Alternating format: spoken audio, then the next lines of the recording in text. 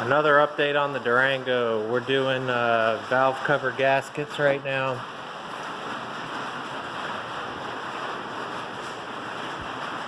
I was getting a pretty good oil leak down there on both sides. This one's going to be next.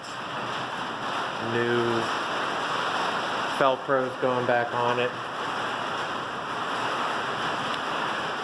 So this one's getting a radiator fan, new axles,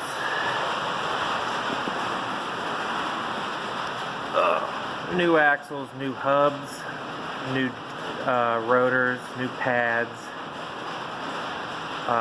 new quarter panel, new fender liners, new weather guard. My Excel coil just popped a wire, so I gotta fix that. Jetta is running, although it does have good pressure coming out of the oil filler cap. I'm not sure what that's from. That happened the last time I did this head gasket.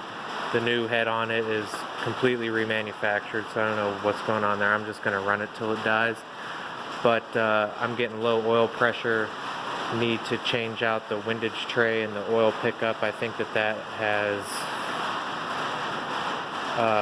deteriorated. I think it's filling up the oil pickup, so I'm going to drop the pan on that and see if that's the problem. Audio sucks because it's raining. I don't even know if we're going to be able to hear this.